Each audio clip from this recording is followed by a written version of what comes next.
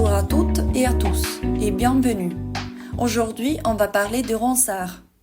Donc Pierre de Ronsard est un écrivain et poète français, né le 11 septembre 1524 près de Vendôme en France et mort le 27 décembre 1585 près de Tours. Il est sans doute un auteur très célèbre et central dans l'histoire de la littérature française et à l'époque de la Renaissance. Il est né dans une famille noble et au début il était destiné à une carrière ecclésiastique. Mais il découvre bientôt sa passion et son intérêt pour les arts et la littérature. Et il décide de se consacrer entièrement à l'écriture et à la poésie. Pendant sa vie, il a reçu une bonne éducation scolaire. Il a beaucoup étudié les œuvres et les auteurs classiques qui ont vraiment marqué sa poétique.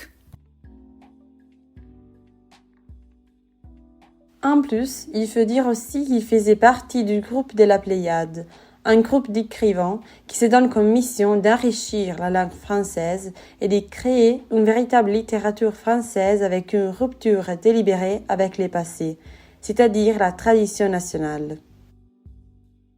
Ronsard, apparemment chef incontesté, devient le poète le plus important du groupe avec Joachim du Bellay. Il participe activement à la vie des premiers salons et devient poète officiel de la cour.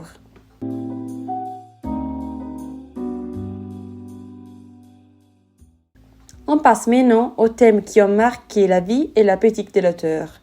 Tout d'abord, on a l'humanisme. Ronsard voulait une poésie inspirée de l'Antiquité, tant au niveau des thèmes qu'au niveau de la mythologie, comme Homère, Virgile et Horace. Ensuite, on retrouve très souvent, dans les poèmes d'aujourd'hui aussi, les thèmes du carpe diem, qui s'accompagnent d'une méditation sur les temps qui passent. En outre, il a abordé de nombreux thèmes, champêtres, amoureux, philosophiques, politiques. Ces poèmes lyriques développent les thèmes de la nature et de la mort, associés aux références de l'Antiquité gréco-latine.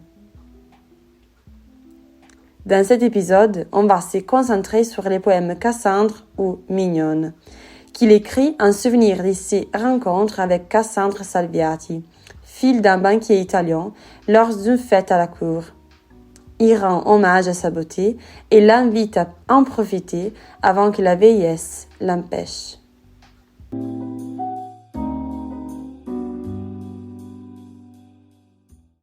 Mignonne, allons voir si la rose, qui ce matin avait éclose sa robe de pourpre au soleil, n'a point perdu cette véprée, les plis de sa robe pourprée et son teint au vôtre pareil.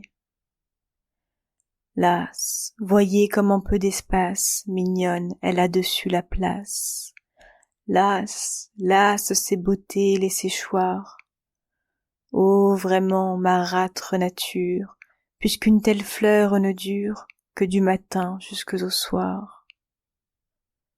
Donc, si vous me croyez mignonne, tandis que votre âge fleuronne en sa plus verte nouveauté, cueillez votre jeunesse, comme à cette fleur la vieillesse fera ternir votre beauté.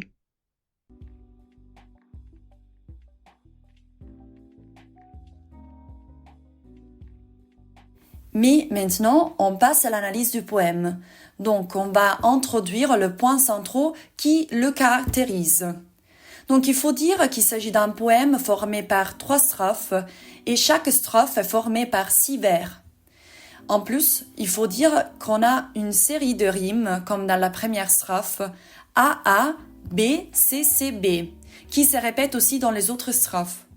Donc, on a un couple A, A de rimes plates et des rimes croisées, A, B, B, A. Comme on comprend jusqu'au début du poème, le poète s'adresse directement à Mignonne ou Cassandre, quand il dit par exemple « Allons voir » ou « Mignonne » ou aussi « Si vous me croyez ». Mais on a aussi l'impératif « Cueillez ». Donc tout au long du poème, on a une comparaison entre la femme et le fleur. Donc la présence d'une femme est évidente puisqu'on parle d'une robe et de sa beauté.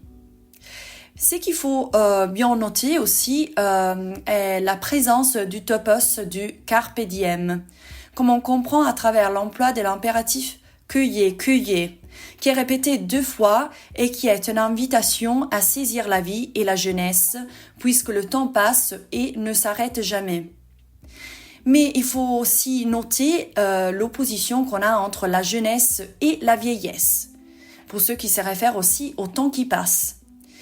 Et il faut aussi considérer l'importance de la ponctuation qui rend les poèmes vraiment très très expressifs.